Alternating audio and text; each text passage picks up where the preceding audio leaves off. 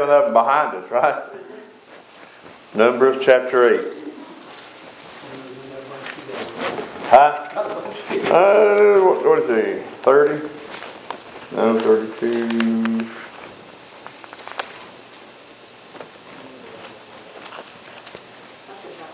34, 5? 37. Oh, Lord, right? All right. You think it's your favorite book, Jamie? You know, when someone is prospecting, it's no fun if you're digging out a mountain and just throwing all that dirt in a bucket or whatever to take out and whatever you need to do to it. I realize today they got big, huge operations, but I'm saying in the old timers when they would, chisel a little rock out and all that back in there in their tunnels and stuff. It's work. But the reward was when the nuggets come, right? And that's the way these scriptures are. Their work, again, it's not all not pleasant, but there's some nuggets in here that I believe that is a blessing to me and you. And the Lord spake unto Moses, saying, Speak unto Aaron, and say unto him, When thou lightest the lamps, the 7 lamps shall give light over against the candlestick. And Aaron did so, and he lighted the lamps thereof over against the candlestick, as the Lord commanded Moses. And the work of the candlestick was of beaten gold unto the staff thereof, and the flowers thereof, and was beaten work according unto the pattern which the Lord had showed Moses. So he made the candlestick. So what does, all this tells us is that, number one, it's time to let the light shine. And I believe if there's ever a time that the church needs to let their light shine, it is today. I have never seen the world filled with so much hate as what we have now. Now, I was born in 1966. Most of the civil rights movement had already taken place by then with Martin Luther King and all that, or I was a little baby, whichever it was, and I don't remember all that hatred and all that. I don't remember the hatred during the Civil War, but I do know this, that the Bible teaches us that in the last days, the love of many shall wax cold. Now, where there's love, there's light and there's warmth. Where there is no love, it's cold. Right? So, pretty good lesson there. We are to let our light shine. Again, it's time. Notice the candlestick. It's pure gold. There's no wood inside of this. Why?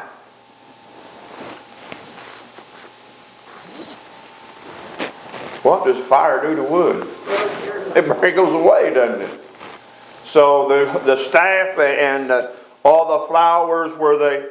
By the way, they didn't have candles that they took in there and they placed. There was 7 bowls made in the form of a flower on this thing, and I'm really probably not.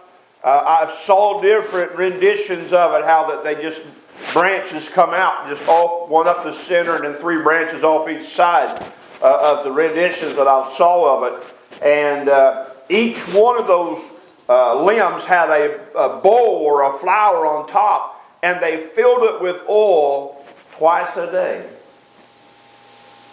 Why fill it with oil twice a day? So no chance of it running out. There's 2 types of people in this world. There are the people that when their gas tank is half empty, it's time to get gas.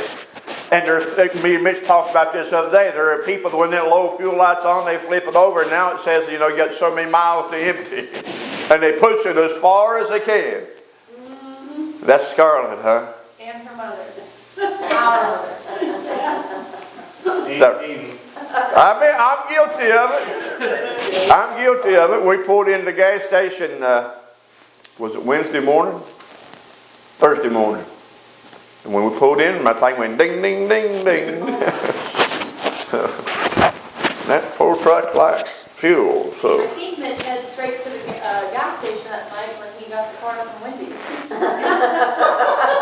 Uh-oh. Uh-oh. He's probably praying the whole way. I kept asking him, Mitch, I don't even know how much gas is in it. How much was in it? He said, enough. I guess it isn't enough to get into the gas station, right? But here was the commandment. This light was, they were commanded by God to never let it go out. What happens if the light goes out? You can't see where you're going. You got to remember these curtains are thick badger skins that have been dyed, and there's no way that natural light's getting inside this place. And we're talking about the holy place. There's a whole other tent set up inside, roof and all, that covers the most holy place for the, you know. And the reason for the roof is not for God. It's so man wouldn't get on the mountainside and look down at the tabernacle and see the ark of God and die. This is all for man. It's not for, this whole Bible is not for God. It's for us. All right, verse number 5. And the Lord spake unto Moses, saying, take the Levites from among the children of Israel and cleanse them. And thus shalt thou do unto them to cleanse them, sprinkle water of purifying upon them, and let them shave all, look at that word, all their flesh, and let them wash their clothes, and so make themselves clean. Whole hair. It looked pretty funny, I'd say, wouldn't you? Normally, this is a sign of reproach when someone is completely shaven like that. But in this instance, God is showing it, using it to show their cleansing, to set them apart. Again, the old hair's gone. I mean, the clothes are washed, everything for the new. And let them take a young bullock and with his meat offering, mingle, even fine flour, mingle with oil, and another young bullock shalt thou take for a sin offering. Thou shalt bring them to the Levites and before the tabernacle of the congregation, and thou shalt gather the whole assembly of the children of Israel together. And thou shalt bring the Levites before the Lord, and the children of Israel shall put their hands upon the Levites, and thou and Aaron shall offer the Levites before the Lord for an offering of the Lord of Israel, that they may execute the service of the Lord. Now, do we do anything like that today? When someone is ordained, whether it be a deacon or will be a preacher, they're brought before the congregation at the altar. And they're given the charge of whichever office that it is. And then they lay hands upon them and pray over them to the Lord, that the Lord would use them in that service. And so that's what we do as today as far as that. But picture this.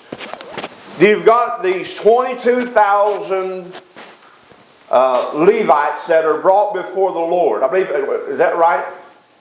I think it was 22,000 Levites. There was 22,268 firstborn, or 38, and they had to offer up, if you remember, 200 and some lambs for those other people. But here these 22,000 Levites are brought before the Lord. They've had all of their hair shaved. They have laid off their clothes and washed their clothes, and they're standing there, and the whole congregation surrounds them, lays their hands up on this crowd, and offers them to God. Now that, when you think about a sacrifice, you think, well, they would just bring it to the priest and turn and walk away. That's not true. My mic's down here, ain't it? Is it picking up at all? We can hear you anyway. But when you bring a sacrifice, and the Levites are getting ready to do this here in just a minute. When you bring an offering for a sin sacrifice there before the Lord, now Aaron as the high priest, let's say it's on the Day of Atonement, he would lay his hands upon the head of this animal and confess all the sins of the people of Israel. And then they would reach him a knife and he would slit the throat. If you brought a sacrifice in, you laid your hand up on there, you confessed your sin, and they gave you the knife, and you cut the throat. The priest's job was to catch the blood, to sprinkle the blood, to pour out the blood, to fillet the animal, and some of them was burnt whole, some of them was filleted or cut up in pieces, and they would offer it there before the Lord. Imagine if your job was just getting enough wood. Think of all the wood that they went through during all those sacrifices, let alone the animals. On the dedication, when Solomon dedicated the temple in that week, it was like 100,000 sheep were offered on the altar there inside that tabernacle. All the innards they had to get rid of. And everything right. All right.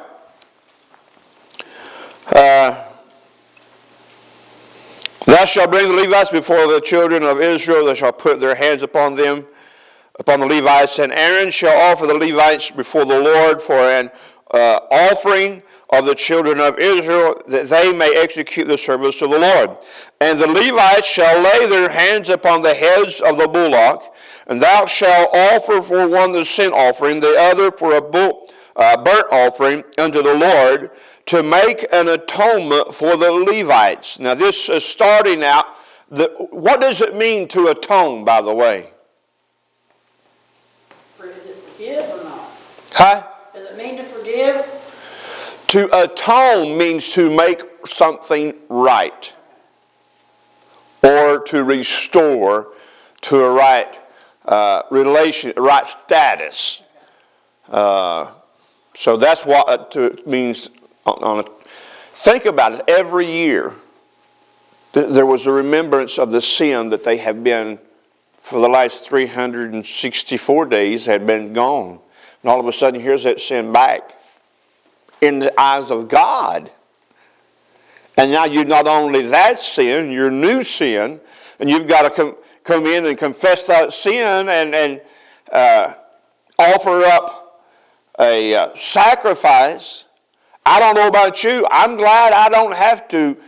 I'm glad there's no more remembrance of my sin. It's gone. Cast as far as the east is from the west. But here there was a remembrance.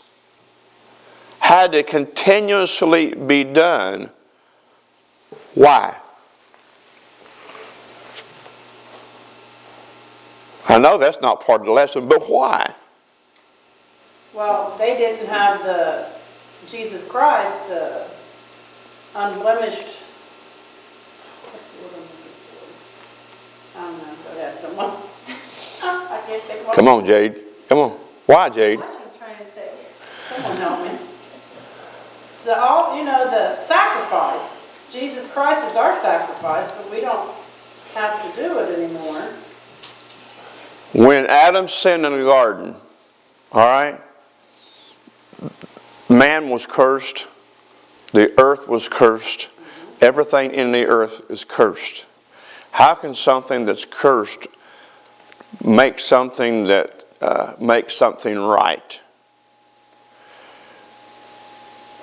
Hebrews says it was not possible that the blood of bulls and goats could take away sin. So why was God requiring them to offer the blood of bulls and goats, lambs and sheep?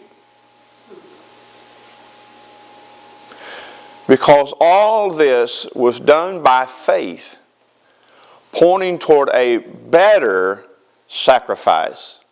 Remember, Adam Adam's seed, which you and I are descendants of, right? I mean, if we had the genealogy lined up there, it would all go back to Adam to Eve. Every one of us. Somebody turn around and look at him and say, "You look good, cuz."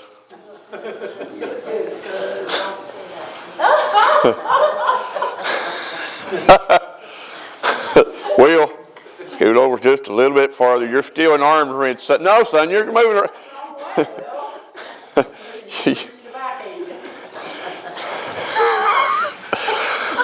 Will's got this little spot on the back of his head back yonder. That's from Scarlet smacking him in the back of the head and say, "Straighten up, boy." That's stress. I know what that is, Will. That's stress. No, she's going to smack me and him both. So, because we're born under the curse of sin, Christ was born of the seed of the woman, which a woman doesn't have seed, right? She has an egg. See, that seed egg's got to have seed to be fertilized. She was born, in other words, he was born of the Holy Ghost or of God. So there's no curse in his blood. And again, the animals, there was cursed blood because they're cursed with the rest of the earth. That's why that this had continuously be done. And again, it was done in faith. Remember, when we'll see it when we get into Samuel. You know, people come to Samuel and say, "Hey, you know, we won't be like everybody else. We want a king." And Samuel begins to mourn and weep. And he said, God says to Samuel, said, "Why are you weeping? They didn't reject you. They rejected me. I was their king. I was their leader. I was their hope. I was their deliverer, their provider, their protector. They rejected me." All right. Ain't this exciting? "And Aaron shall offer..." I done read that one, didn't I? I did. We're down to 13. "And thou shalt set the Levites before Aaron and before his sons, and offer them for an offering unto the Lord. And thou shalt separate the Levites from among the children of Israel, and the Levites shall be mine. And after that shall the Levites go in to do the service of the tabernacle of the congregation, and they shall cleanse them, and thou shalt cleanse them and offer them for an offering, that they may be, for they are holy," means every part, "given unto me from among the children of Israel, instead of such as open every womb, even instead of the firstborn of all the children of Israel, have I taken them unto me. For all the firstborn of the children of Israel are mine, both man and beast, on the day that I smote every firstborn in the land of Egypt, I sanctified them for myself." Now let's talk about the word sanctified. What does it mean to be sanctified? Set apart. Set apart for what? Why would you set something off to the side? Special. You have a special place or another purpose for something, right? I mean, that's honestly, your tithes should be sanctified. Set apart from everything else. It's not to borrow out of, right? It's God's. When we say, right, that first fruits, when they, here's what I love. When they brought their first fruits and their tithes and their offerings, as their first fruits in, and they got to offer them there to God, even the sacrifice of the... Now, on the Day of Atonement, that sacrifice was not eaten, by the way. Anything for as atonement was not eaten. But every other sacrifice, you sat down and you ate with the priest. These 5 feasts that they had were great big picnics. And it wasn't for God, it was for them. Everything in here is done for mankind, not for God. I want to keep driving it home.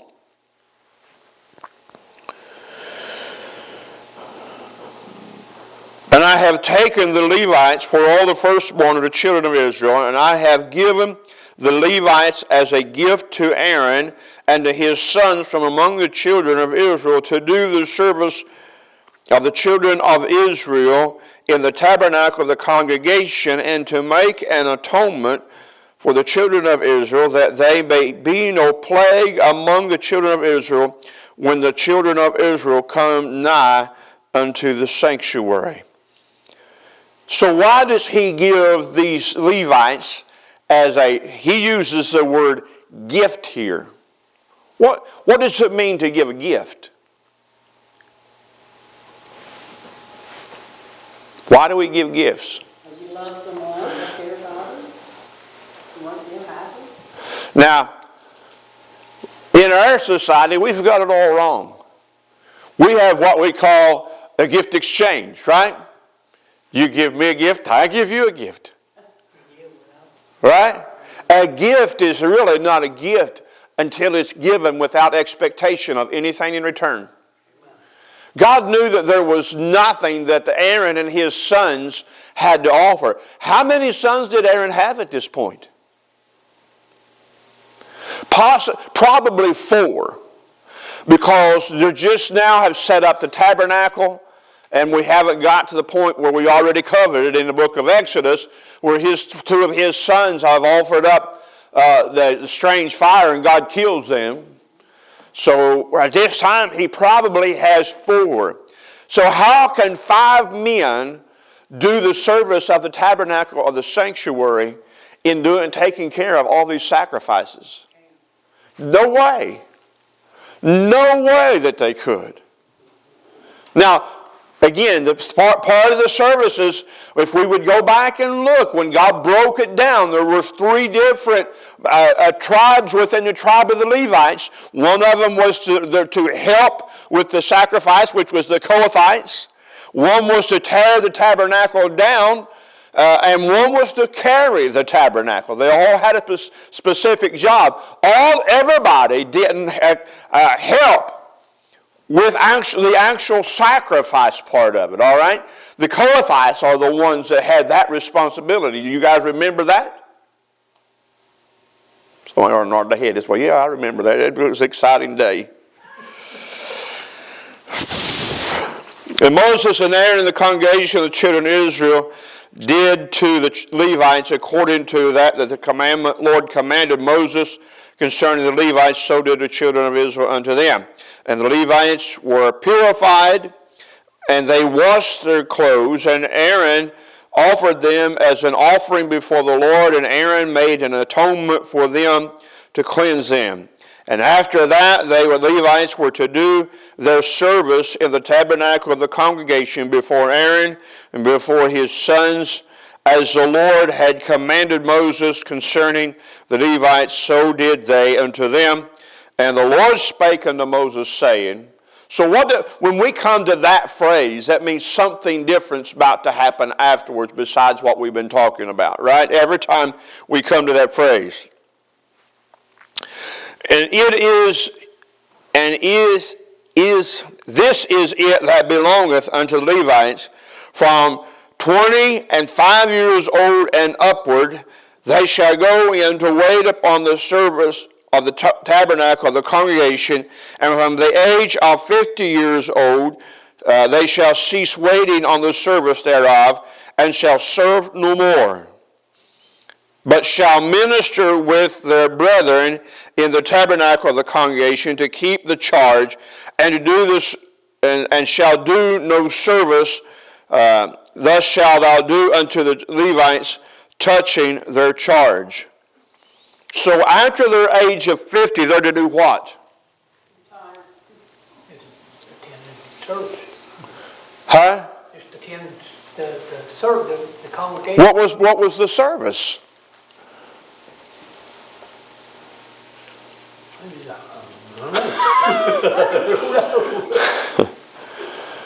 So as this is going through here, now, again, what has been the responsibilities?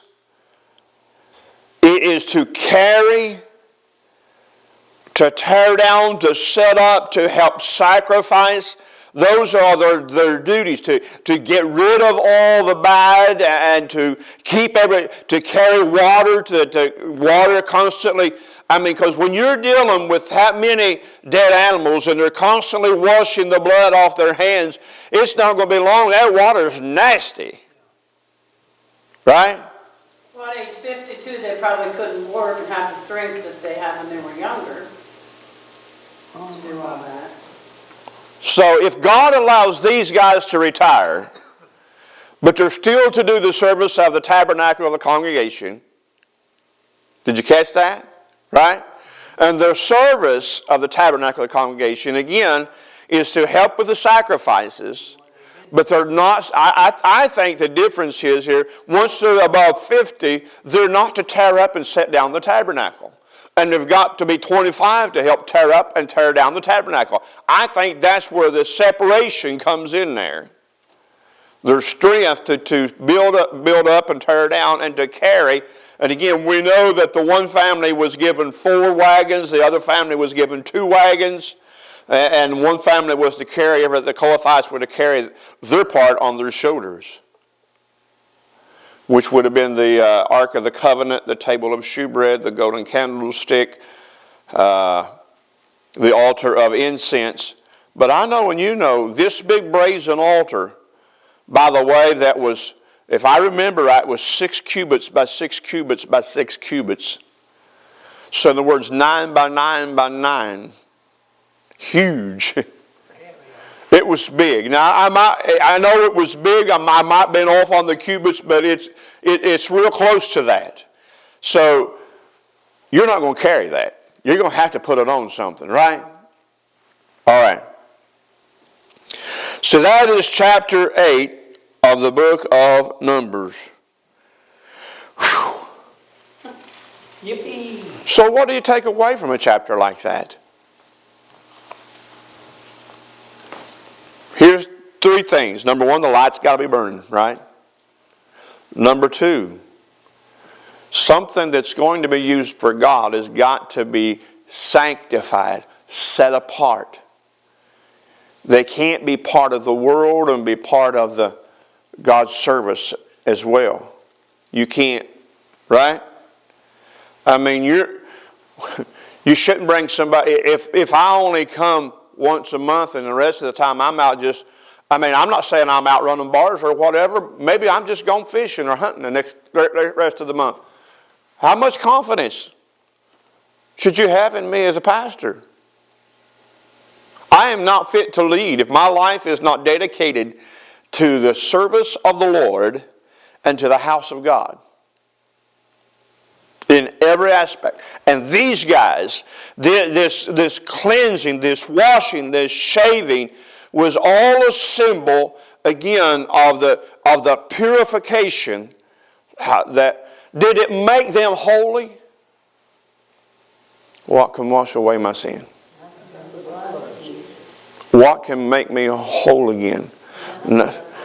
So when this atonement is made for them, it gave them the right, get this, to work for the Lord.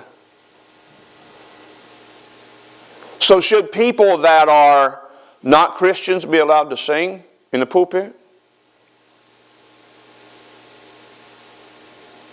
If we're going to go off by this, these guys couldn't do this service until they had been atoned for. Right? They weren't allowed to work in the tabernacle until they had been atoned for, had been sanctified and set apart. I think if someone's going to sing in a pulpit, I think they need to be a Christian. I'm just saying. Would you want a Sunday school teacher that's not a Christian? Would you want a youth leader that's not a Christian? Would you want get this, would you want a janitor that's not a Christian? Would you want a van driver that's not a Christian? So what does that tell me? If you're going to do something for the church of the living God, you better be born again. Right? Anybody have any questions or comments? Things to add? Looks like we could, Up front has always been, and it's just made kind of a holy place. a sanctified place. Now, the whole building is set apart. Now, we call this the church, but it's not. This is our sanctuary. This is the church. That's not. This is not. This is a sanctuary pew. The only way you can call it a church pew is because the church sits in that pew. It is not the church, not part of the church. It's part of the sanctuary. You are the church. And people get hung up on that. There's something that's always puzzled me. All right? We have a sign over our door, no food or drink in the sanctuary. But yet we constantly have water. And we have candy. Got called again, didn't you, Doc? And it's not even your candy, Doc. That's what gets me. I mean, you're in Dorothy's candy. You wait. No, this is Cheryl's. Wait till I tell Cheryl you're in her candy. Don't worry about, little Dorothy. Don't worry about Cheryl. I know right now you can't outrun her, can't you? But you see what I'm saying? We get hung up. People get hung up on things that are not. I'm not saying this building is not important. It should be. This building should be the most beautiful building in the whole community. But we shouldn't worship the building. We're not. It's not about the building. It's about the God that we serve and the people that assemble to worship. That's who we should care the most about. Amen? Let's take a break. A long break.